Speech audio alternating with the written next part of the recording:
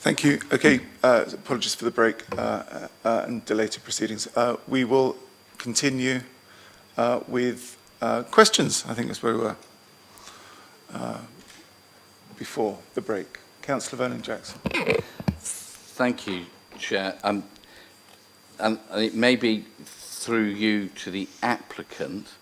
My understanding is what he said in his deputation is bedroom, I think it's 1, but it's so small we can't see, is going to be rejigged and made a bit bigger.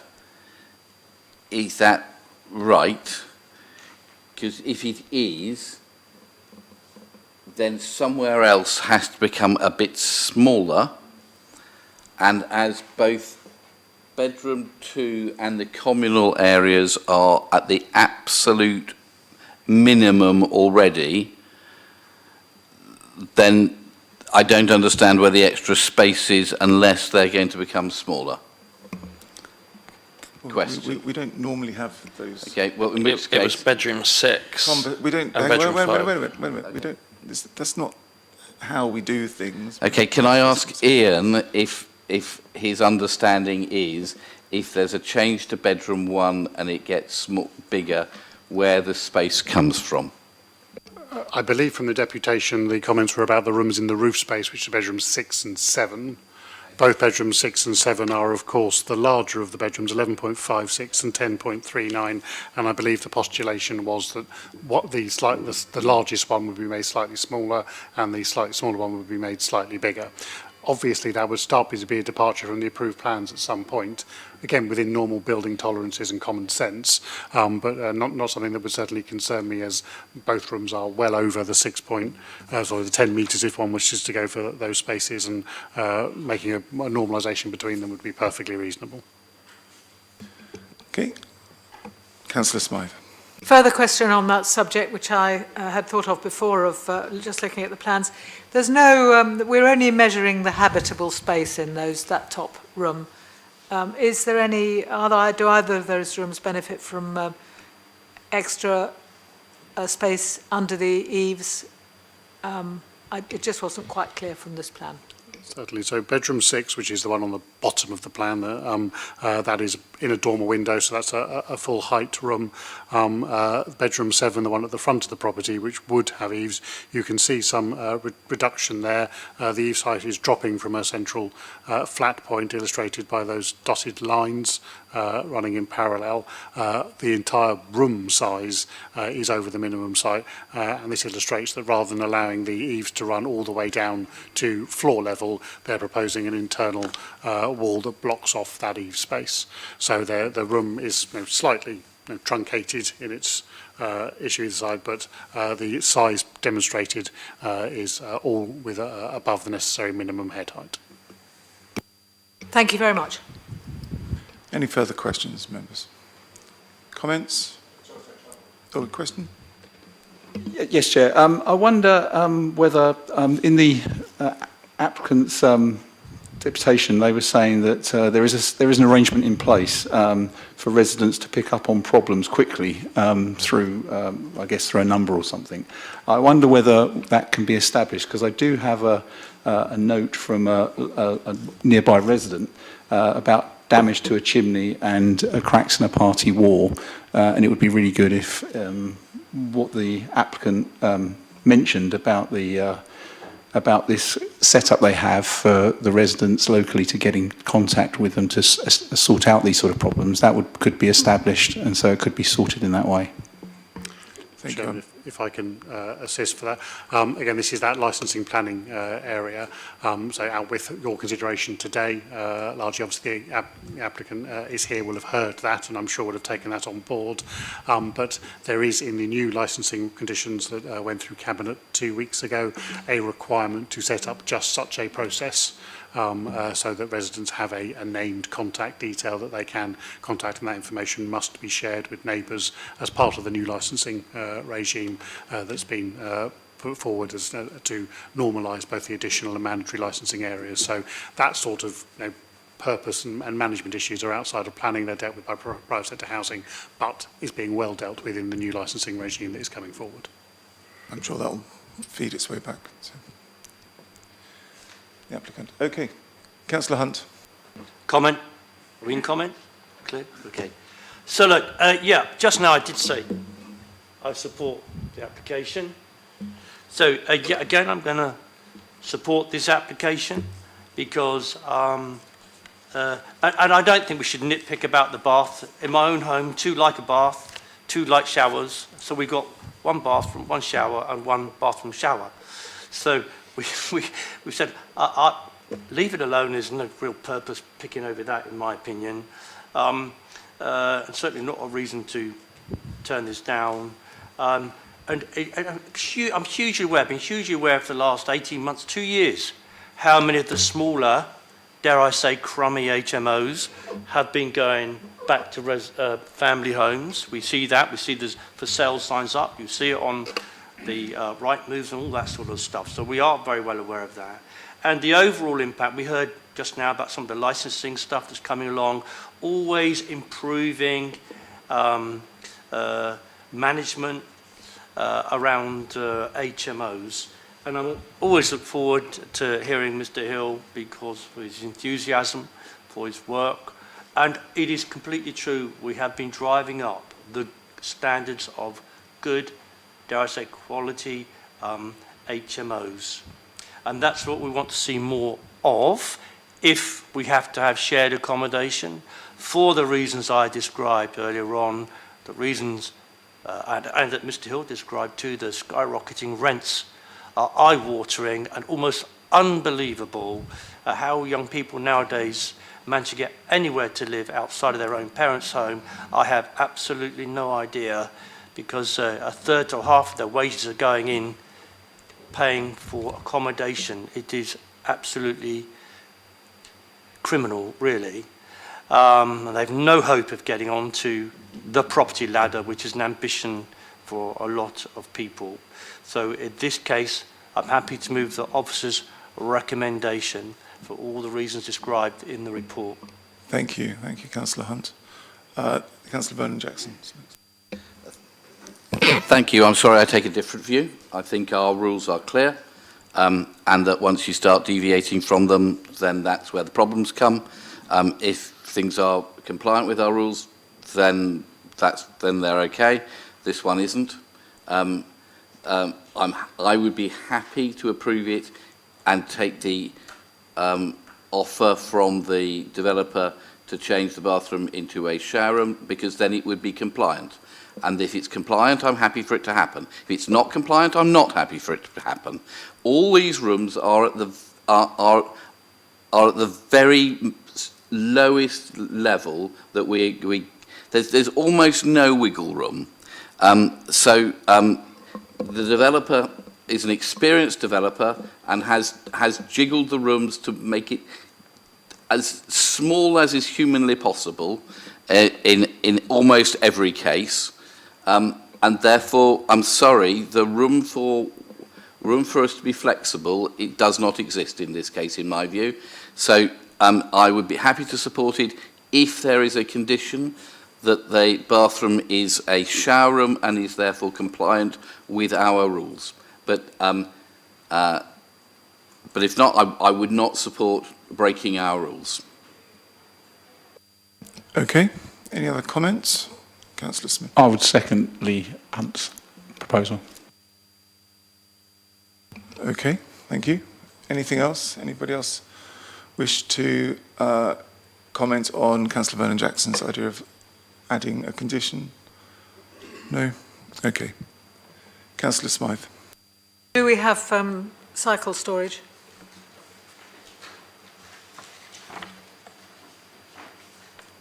I do not believe it's yet been done. There's a condition to require it on the recommendation.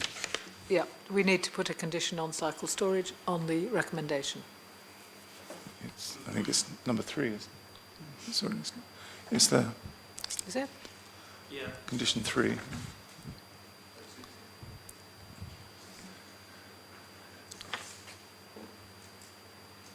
Page 60. Thank you. Yeah. Okay. Okay. Okay, thank you. Judith, if I should pop your microphone off. Thank you.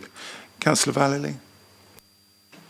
While I understand the rule thing, actually having a bath in a house is a really good thing if you're a woman.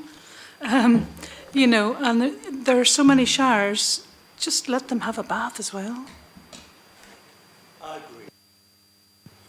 Environmentally, very much more use of water, huge use of extra energy. If we're trying to be green, then we'll have more showers and fewer baths. Okay.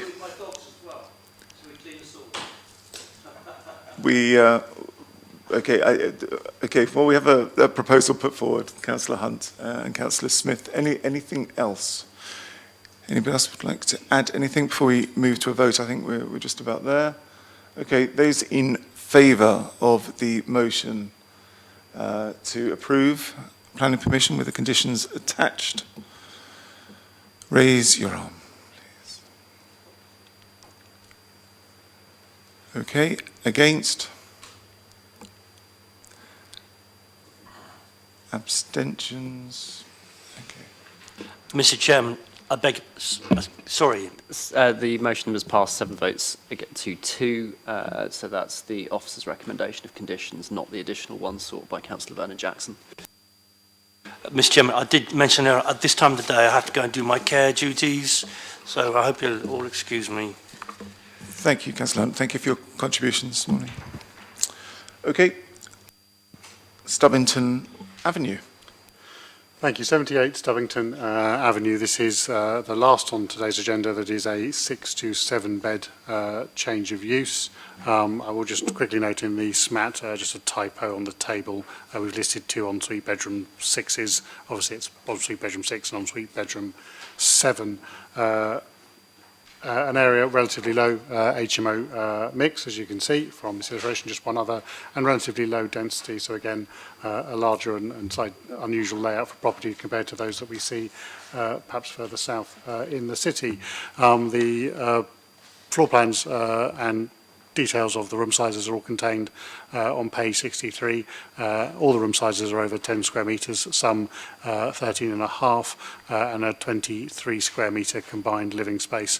Means it's fully compliant with all of your relevant policies and is recommended subject to the conditions, is recommended unconditionally as plan permission is not deemed to be required to change what is the study room here, top left of this room, to a lounge. Study room to a bedroom number 7, and therefore it is officer's opinion that plan permission is not required, and members will have to turn their minds to that before judging any merits. Thank you, Ian.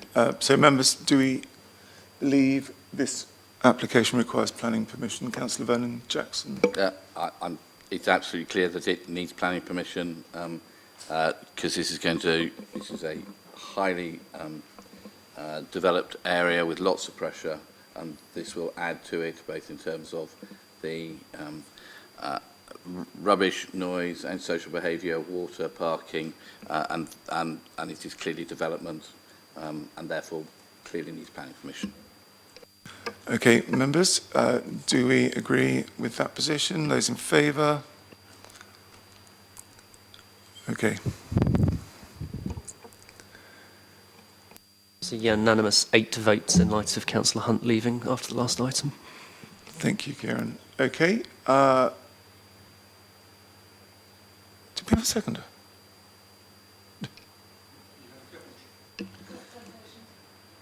Oh, we've got a deputation. Okay, Mr. Brewer,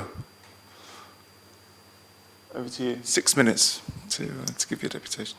Thank you, Chair. I'll try not to take up the whole 6 minutes because I think Simon took up 3 of my 6. And in all fairness, I think Simon and Carrie-Anne today have very much gone through every point of a HMO. There's a couple of things I'd like to add to this application. You'll be pleased to know that we have rear access to the property for the bins, for the cycle store, so we don't have these awkward pinch points, as obviously is what's been discussed today. And actually, as the managing agent of this property, we manage over 200 HMO rooms in Portsmouth. This has been very popular. And I think one thing that's come to light today is the type of people that are living in this property. And one thing we do know is over 70% of our tenants travel 100 miles or more to take a job in this city. And I think that is key. You know, whilst we are also housing young professionals who live in the city, we are very much housing professionals who are coming to this city to take new jobs in this city, which can only benefit this city and the local economy. And what we find is that these local tenants and these tenants who obviously come here for work want to have a room with an ensuite and a shared house because they do not want to be living in one-bedroom flats. That is freeing up one-bedroom flat stock in Portsmouth, and I think that is vital to good quality HMOs in this city, and we are seeing very good quality HMOs in this city. For those of you who know, I started my ProPod business in 2017, and we were one of the first to create top-end co-living properties, and that has carried on the theme through other developers, which I'm pleased to see. So this is a great house, good facilities, great access at the rear for cycles, and I hope the committee recommend this for approval. Thank you. Members, questions? Councillor Smythe. Should we there have a condition about cycle parking on this one? Need to approve it. You certainly can. I'm unable to see from the photographs whether the cycle provision has yet been provided. A condition would therefore be a precautionary necessary. Obviously, if it's already there, it'll be easy to discharge. Thank you very much. Comments? Councillor Vernon-Jackson. Chair, this falls within the policy set down by this council and committee. Therefore, I'm happy to propose that we accept this and give planning permission for it. Anybody else? Councillor Vallely is seconding. And to confirm, Chairman, that would be with a time limit condition, approved plans condition, cycle storage condition, and necessary steps and conditions to mitigate impacts on the SPA. Okay, members, anything else? Okay, those in favour of granting planning permission with the conditions that you've just heard about, please raise your hand.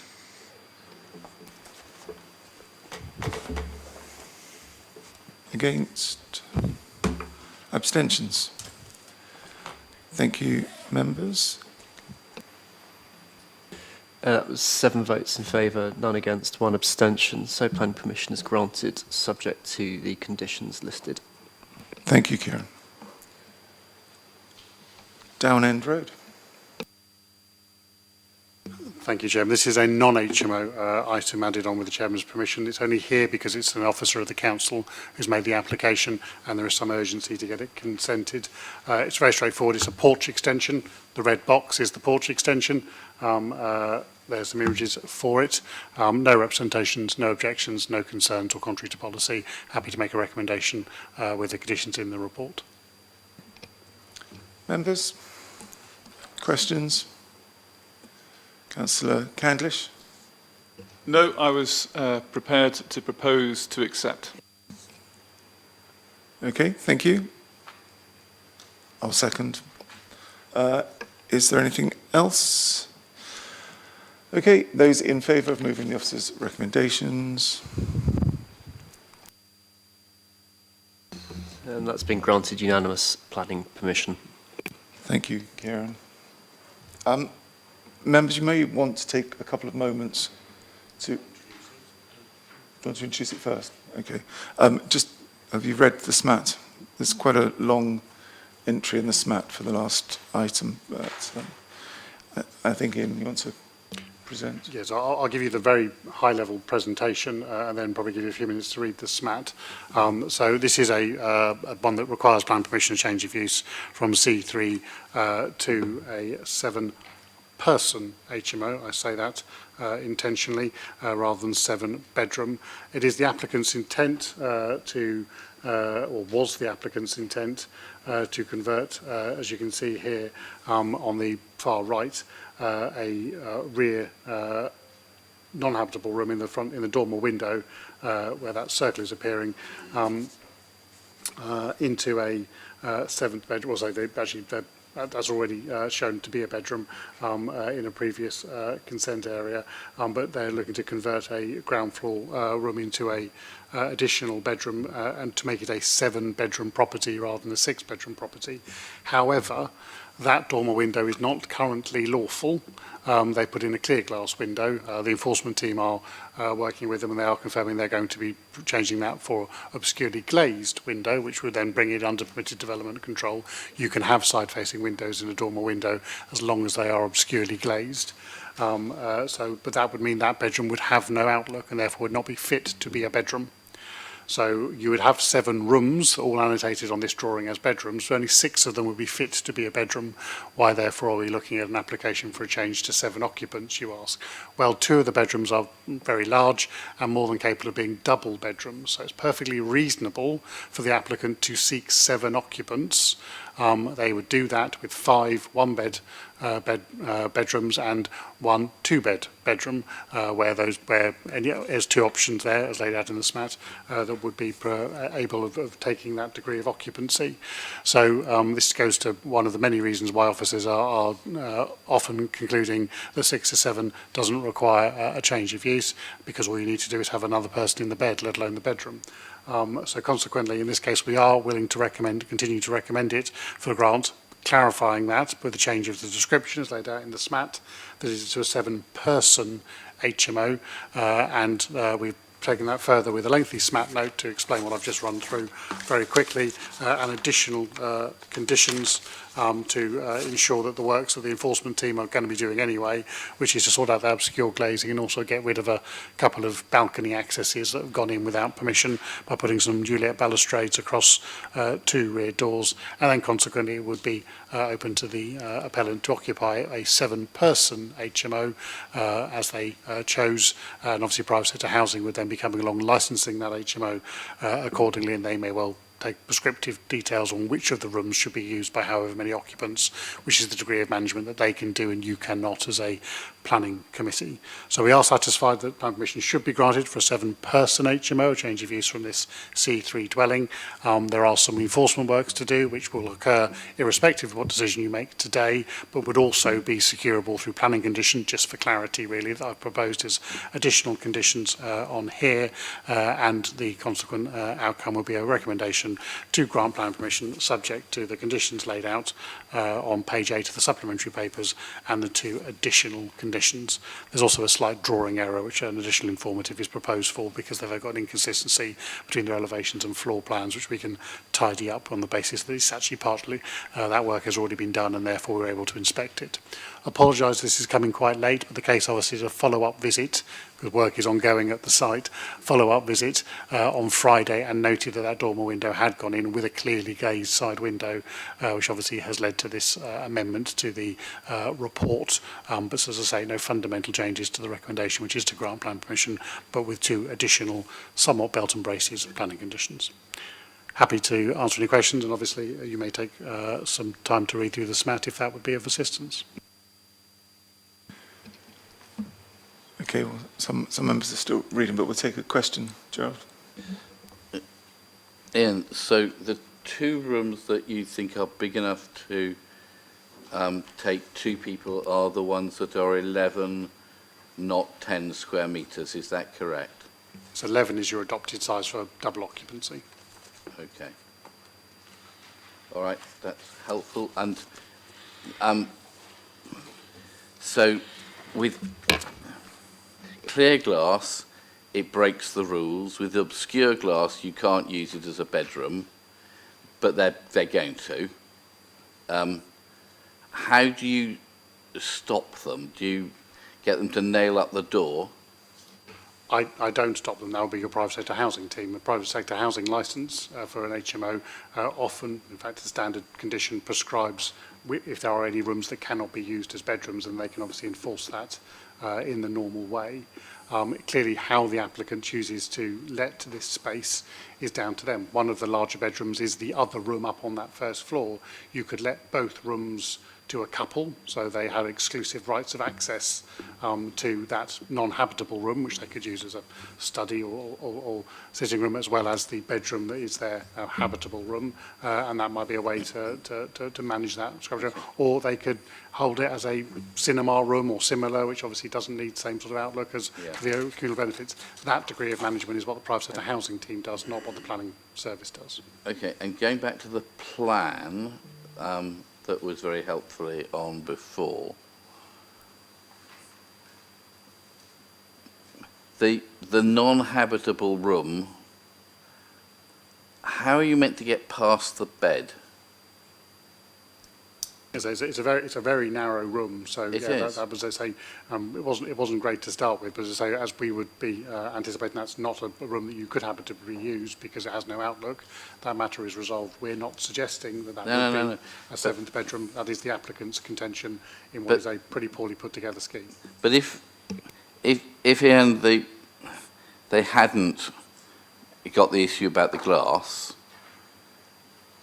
and it's such a narrow room, what would we have said in terms of the usage, and could they have got a bed in there and be able to get past it, or would we have said that this is just that the layout just doesn't work? So they have proposed to use this as and they have planned provision as a 6-bed HMO. So they had intended to use this as a bedroom, albeit they may have orientated the bed or had a smaller bed accordingly. That was clearly their intention. It is the ground floor, which is actually a utility room at the moment, which is changing into a bedroom. That's the change in occupancy. But say, because how you use the internal space isn't really a major concern for us. There was plenty of rooms to make a 6-bed. It was granted accordingly. There is plenty of space, not enough rooms, to make a 7-person, but not a 7-bed HMO under this scheme. So yes, I think one would certainly wish to question the practicality of that space as a bedroom if that was the sole purpose of the application before you. It is not. The applicant has applied for 7 persons. And I'm sorry to keep looking at the plan for the floor below.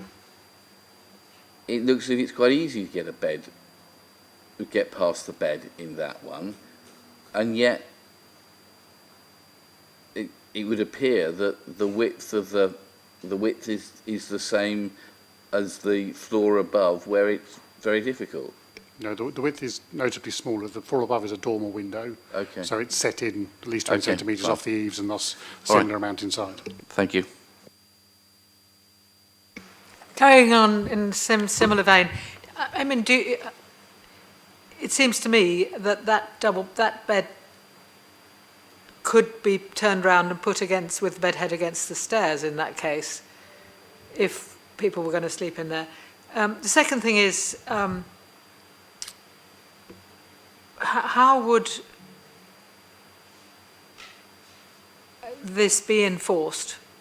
And the third By the thing private is, sector housing team. yeah, and the third thing is, would there be any fresh air at all going into this, or is it all fixed glazing? In which case, I'm not sure you're allowed under building regulations to have no fresh air coming somehow into a bathroom. The condition is laid in the SMAT that we expect our window to change to match that of permitted development is that anything below 1.7 metres above internal floor level must be obscurely glazed and fixed shut.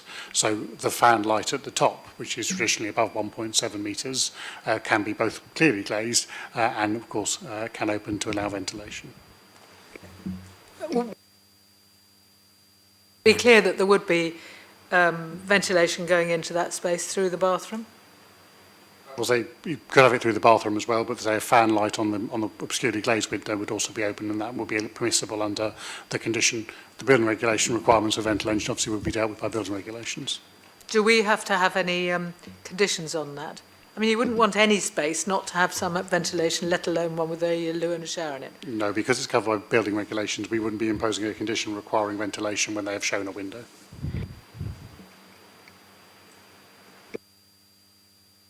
Thank you. Members' comments? Slightly unusual one. Yeah, I don't trust them not to use it, but that's not what we are here to do. But I think a note to the private sector housing team to say we have a concern about this would be a useful thing to do. But if our rules say that at 11 metres you can get 2 people in, then that's what the rules are, and that means that we can get the 7 people into this, and therefore I'm okay to propose the recommendation that he gets planning permission. I'm really concerned about this because we have quite a lot of HMOs which have rooms that are capable of housing 2 people, and we have consistently set limits on the number of people who could be resident in the house. I accept that this is something of an exception, although that could be a pretty airless and not very light place to be. I think I would be minded to recommend that we refuse it on those grounds, because I don't want to create a precedent, which is to do with every room over 11 metres can take 2 people, because alternatively I would want a condition that specified no more than 7 people, which we haven't been doing on today's applications because it's been mentioned in the title. But I think there's a grave danger here of ending up with 8 people or more people. So I would like to recommend that we refuse it. It's not adequate to have a room that is capable of being slept in that is airless. Okay. Chairman, if I may, any such refusal would have no chance on appeal, if not no other reason that while we would not recommend it, you can impose a condition. You have done in the past, and occasionally inspectors do, limit it to 7. And as Councillor Smythe has just said on record, either refuse or impose that condition. Well, that's what conditions are there for, to prevent the need to refuse something. So I would be inviting Councillor Smythe to change her motion to grant with a condition for 7 persons. Thank you for that. I clearly should have phrased it as a question. I mean, in the circumstances, I would be okay with that, and leave it to licensing to prevent that from becoming a bedroom. I think it'd be better if we could refer to the top room as the one, so that they can be used as a pair of rooms for a pair of people, albeit sleeping in the front part of it. Can I advise then that we put a condition on of limiting the property to 7 persons? And Councillor Van Jackson, are you? Which was my suggestion. Ian, are you proposing to impose that condition notwithstanding that we're amending the description to provide only 7 persons may occupy? Yes, it do. If it satisfies members, as I said many times before, we do not feel it's necessary to impose such restrictions because private sector housing does that function as well. But there is certainly a grey area. We have seen inspectors impose occupancy conditions, and if it does give members reassurance rather than a refusal, which I say I can guarantee we won't win on that ground because we know the condition does the same job, I would be recommending a condition abnormally to resolve what is a poorly put together and thus abnormal application. So, Gerald, you're happy with that? Yep, okay. Okay, that's the motion in front of us, unless anybody's got anything else. Those in favour of granting planning permission with the condition that we've just been discussing, and then the others that are in the report, please raise your hand. Favour, those against? Abstentions?